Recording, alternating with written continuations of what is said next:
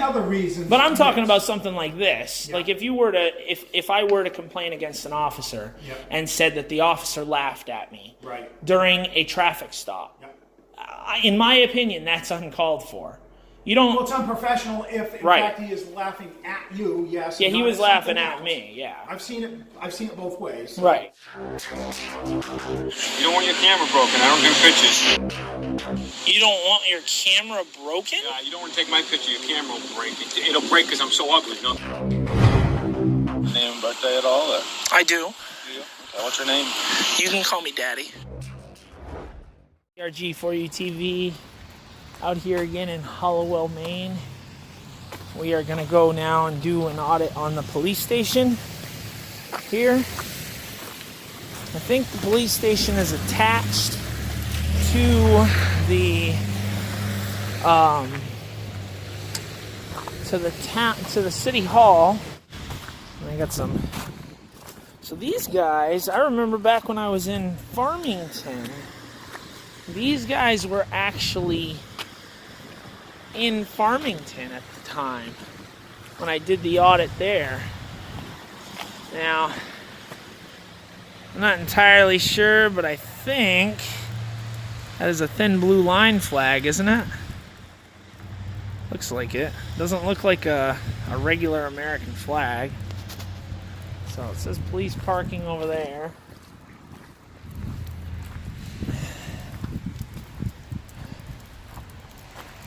Alright, so Hollowell Police Department contact information. It says police. They are open. That's good. Wow, that is a low ceiling. Holy cow. If I was any taller, I would get knocked out on that thing. Oh, jeez. So, yeah, like another thing right there. Nothing yet. Is this the police station? Or? It is, right here. Yep. Okay. That's all it is, really? That's all it is? Yeah. It's, well, the code enforcement is across the street, tax assessors. Nothing on the walls or nothing? No pictures? Yeah, no... upstairs. No, I mean for you guys. No. Oh, that's fine. Do you guys have a copy of a complaint against an officer form? Yes, right here.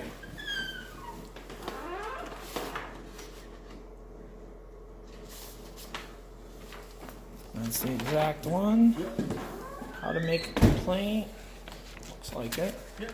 Are you the chief of police down here? Yes, I am. Yeah. What's your name? Eric Mason. Eric Mason. Nason. Nason. N with an N. Nason. Okay. Yep. Name of complaint. All right. I appreciate it, man. No problem. How long you been the chief of police down here? The chief, I've been here since 2004, so that's, 14, almost 15 years? Wow. Yeah. Is it a pretty good town? Not a lot of crime? Yeah. That's good. Yeah, it's a good town. That's good. Yeah, don't mind me. I'm just recording everything. Oh, that's your copy. I appreciate that.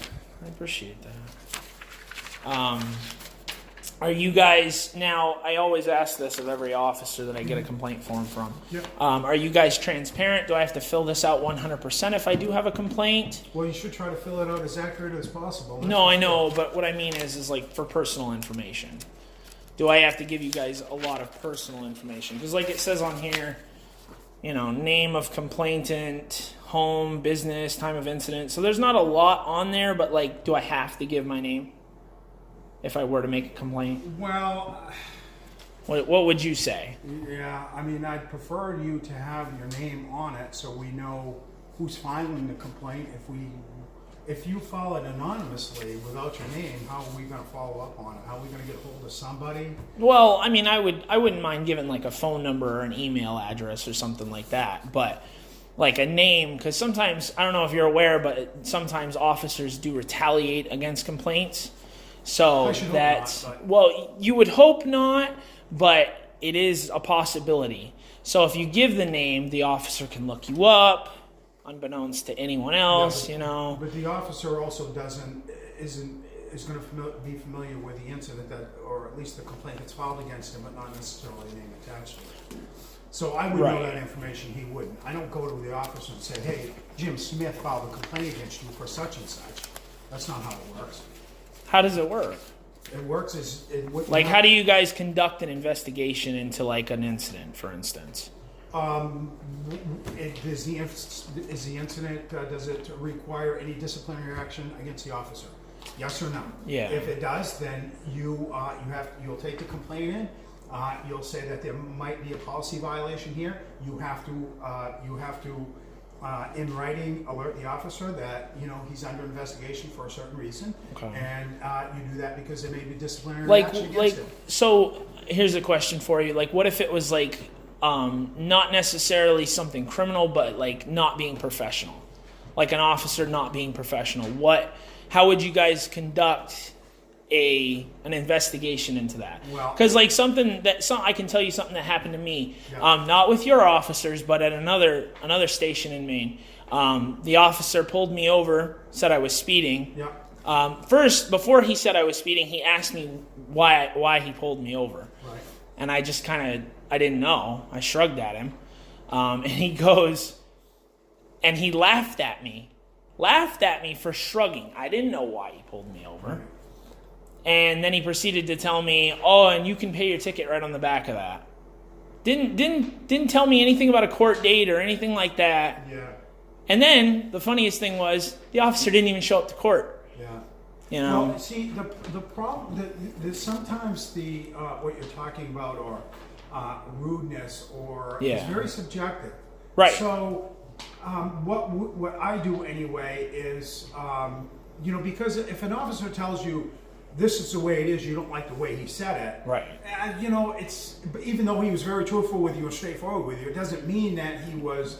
Some people would think that was rude, you know, and some people would think that's the way it is, and that's the way he told you it, and that so it becomes very clouded and subjective. Yeah, because rudeness does anyway. Right, rudeness. That's what I mean. I mean, because I know I just recently read an article in not the paper, but I read an article online about a Waterville officer who had called a homeless man retard.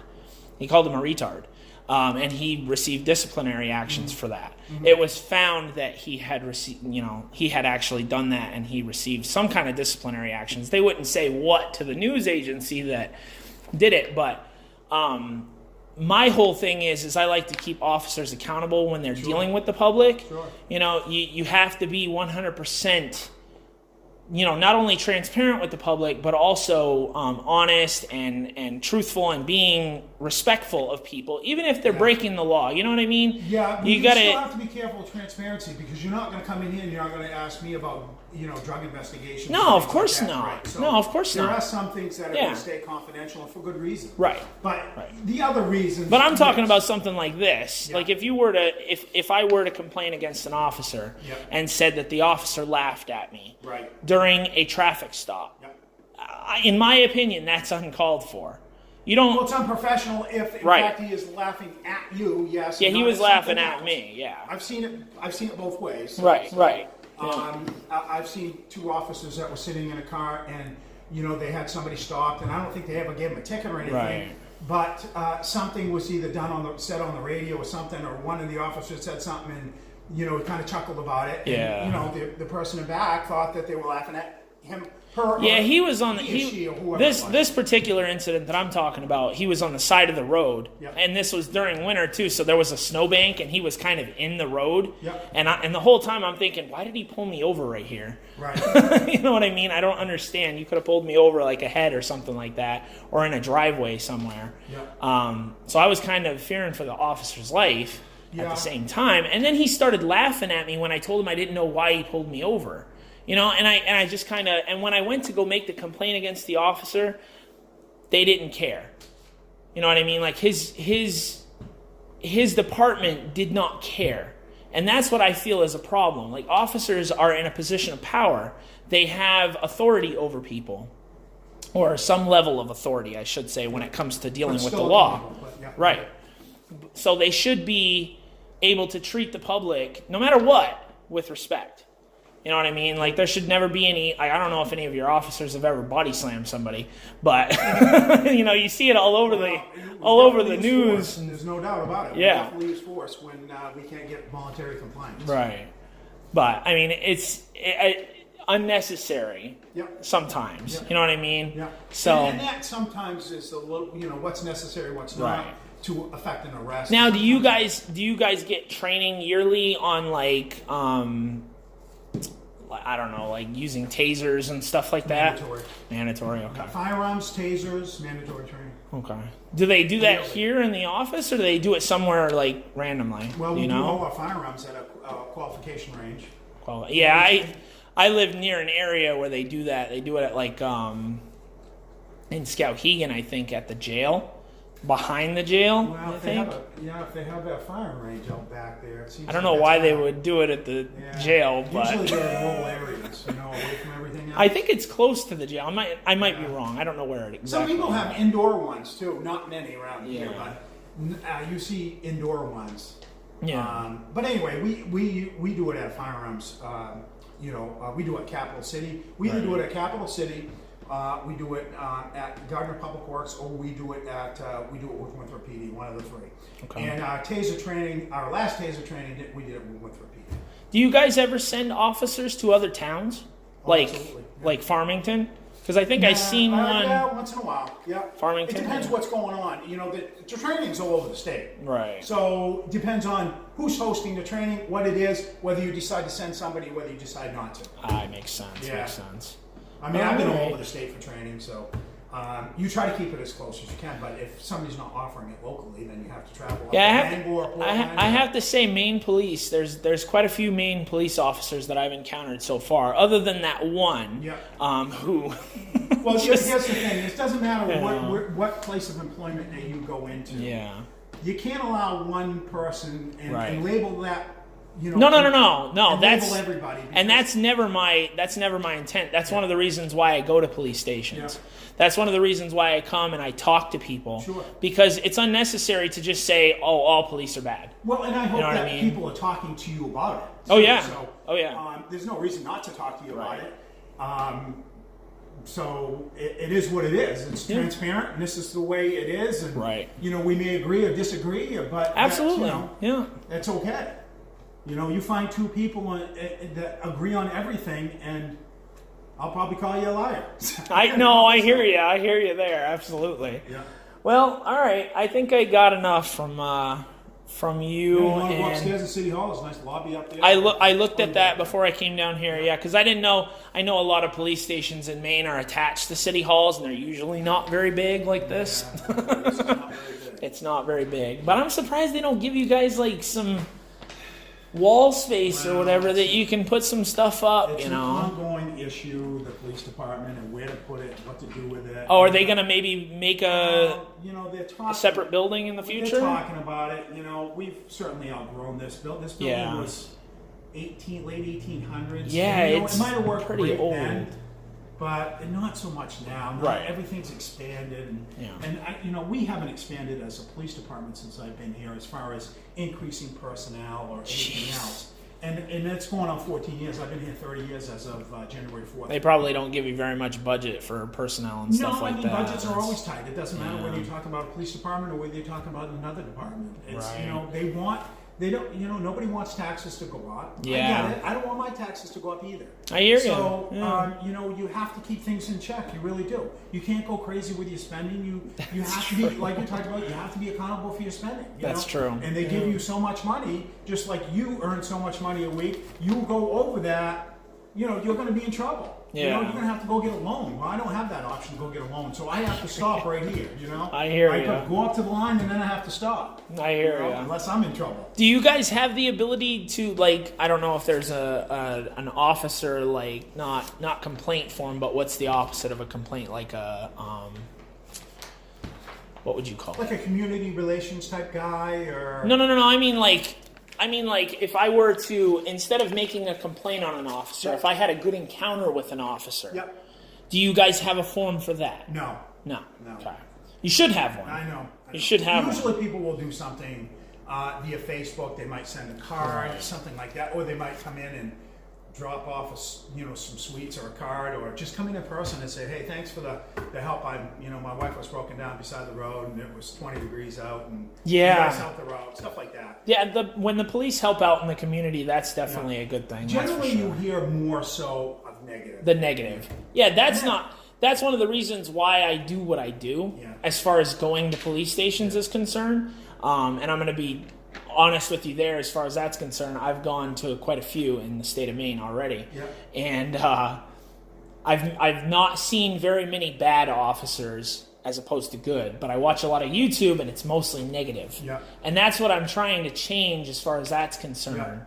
I just hope that, like, when you see videos, everything is disclosed, because sometimes when you watch TV, they're giving you bits and pieces that they want you to know. They're not giving you the whole thing. So you can, on your own good judgment, say that's either right or that's wrong.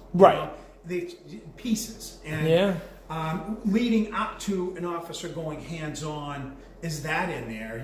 Stuff like that. I watched a video the other day of an officer going hands-on because somebody was standing outside with a camera, like I'm doing right now, filming a prison on the public sidewalk. And they went hands-on and arrested him. Well, you can essentially follow me around with a camera, and I don't really care. There's nothing I'm going to do about it. Nothing I'm going to say about it. Exactly. Nobody should care about that. You know what I mean? That's exactly true. I mean, when you go inside of most police stations, they have cameras. It's for security, but it's still a camera. You know what I mean? So. All right, I appreciate your time and your energy, sir. Thank you for your service. All right, thank you. Have a good one. Take care. Good luck.